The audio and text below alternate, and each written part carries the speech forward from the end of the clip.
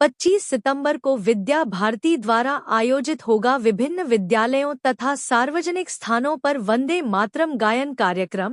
भव्य कार्यक्रम की जानकारी देते हुए गोविंद कुमार, क्षेत्रीय संगठन मंत्री विद्या भारती ने बताया कि 25 सितंबर 2026 को एक साथ एक समय पर वंदे मातरम गीत का गायन होगा, जिसको लेकर आज विशेष मीटिंग का आयोजन आदर्श विद्या मंदिर मालवीय नगर में किया गया। इस अवसर पर न्यूज प्लस राजस्थान में विशेष बातचीत की क्षेत्रीय संगठन मंत्री गोविंद कुमार से। पूरे देश भर में विद्या भारती की योजना के अनुसार सभी विद्यालयों में एक साथ एक समय पर यानी कि 25 सितंबर प्रातःकाल 11 बजे ये गायन प्रारंभ होगा।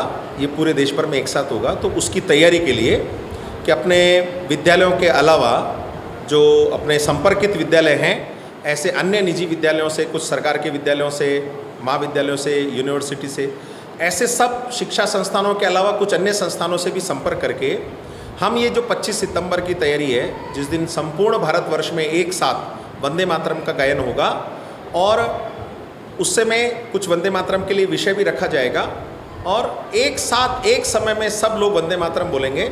तो इसकी एक रूपरेखा बनाने के लिए हम सब आज यहाँ विद्या भारती की समिति के कार्यकर्ता एकत्र आए, उसकी एक रूपरेखा।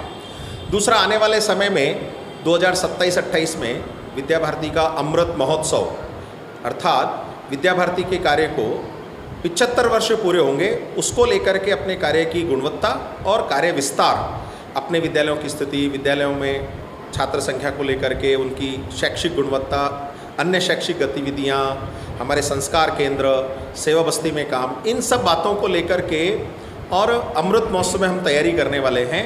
उन सब चीज़ों की रूपरेखा के लिए आज महानगर की समिति के कार्यकर्ताओं के साथ बैठे हैं।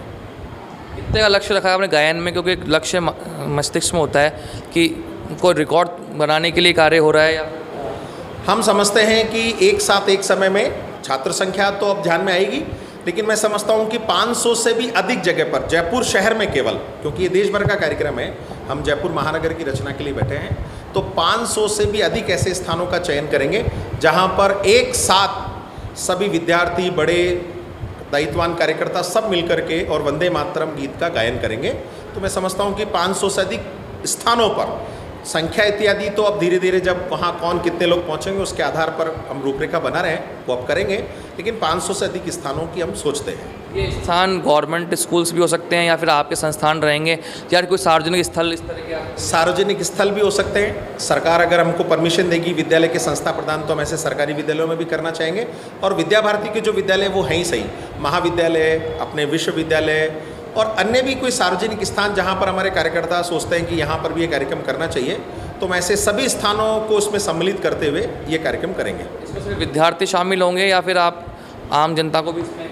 आम जनता भी इसमें सहभागी होगी, विद्यार्थी भी होंगे।